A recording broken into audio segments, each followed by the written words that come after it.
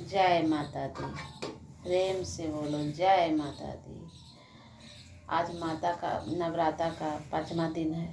आज स्कंद माता का पूजा है। आज स्कंद माता हमारे घर पधारे हैं।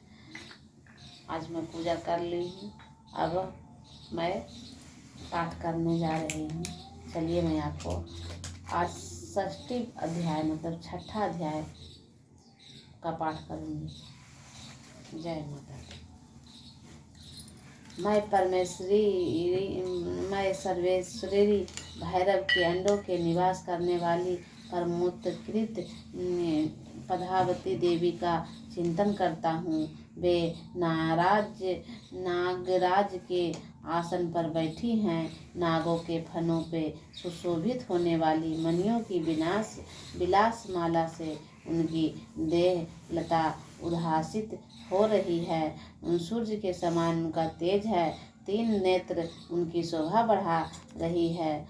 वे हाथों में माला, कुंभ, कपाल और कमला लिए हुए हैं तथा उनके मस्तक के अर्धचंद्र मुकुट सुशोभित हैं।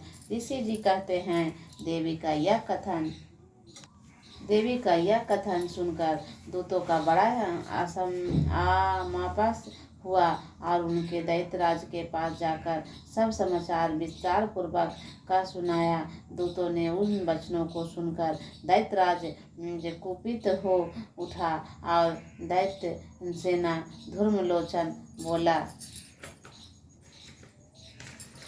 बोला, धूम्रलोचन, तुम शीघ्र अपनी सेना के साथ लेकर जाओ और उस दुष्ट के केस पकड़कर घसीट कर तुम यहाँ बलपूर्वक ले आओ। उसकी रक्षा करने के लिए यदि कोई दूसरा खड़ा हो तो वह देवता यश अथवा गंधर्व ही क्यों न हो, उसे अवश्य मार डालना। ऋषि जी कहते हैं, शुभ ने अपने शुभ के इस प्रकार आज्ञा देने पर वह धूम्रलोचन दैत्य 60,000 असुरों को सेना के साथ लेकर वहां से तुरंत चल दिया। वहां परंतु उसके हिमाचल रहने वाली देवी ने देखा और ललकार कर कहा, री तू तो शिव नृसिंह के पास चल। यदि इस समय प्रसन्नता पूर्वक मेरे स्वामी के समीप नहीं चलेगी तो मैं तुम्हें बलपूर्वक झोटा घसीट कर ले जाऊंगा। देवी बोली, तुम्हें दैत्यराज ने भेजा है। तुम स्वयं ही बलवान हो और तुम्हारे साथ विशाल सेना भी है। ऐसी दशा में यदि तुम मुझे बलपूर्वक ले चलोगे तो मैं तुम्हारा क्या कर सकती हूँ।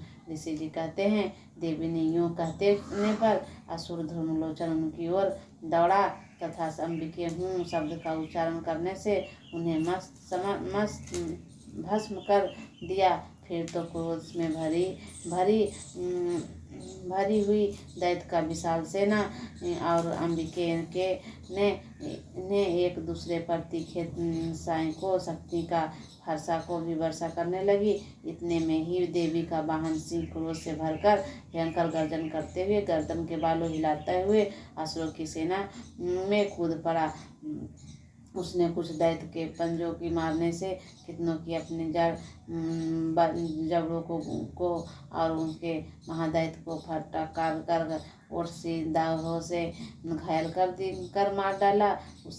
उस सिंह ने अपने नाखों से कितनों को पेट फाड़ डाला और थप्पड़ मारकर कितनों को धड़ से अलग कर दिया। कितनों को भुजाएं काटकर मस्तक काट डाले तथा अपनी गर्दन से बाल हिलाते हुए उसने दूसरे दैत्य को पेट फाड़ कर उनका रक्त चूस लिया। अन्यथा क्रोध में भरे हुए दैत्य के वाहन उन महाबली सिंह ने क्षण भर में ही असुरों की सारी सेना संहार कर डाला। शिव ने जब सुना कि देवी धूम्रलोचन असुरों को मार डाला तथा उन्होंने सिंह की सारी सेनाएं सफाया कर डाला, तब महादैत्य बड़ा क्रोध हुआ। उनका ओठ कांपने लगा। उसे चंड और मुंड नामक 2 महादैत्यों की आज्ञा दी। वे, हे चंड और हे मुंड, तुम लोग बड़ी सेना लेकर वहां जाओ और देवी के झोटे पकड़कर अथवा उन्हें बांधकर शीघ्र ही यहाँ से ले आओ। ला। यदि इस प्रहार में आने के संदेश में युद्ध में प्रकार अन्य शस्त्रों का समस्त असुर सेना का प्रयोग करे तो उसी समय हत्या कर डालना।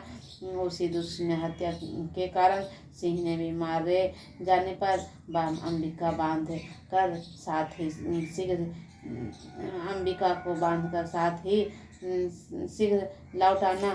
जय माता दी।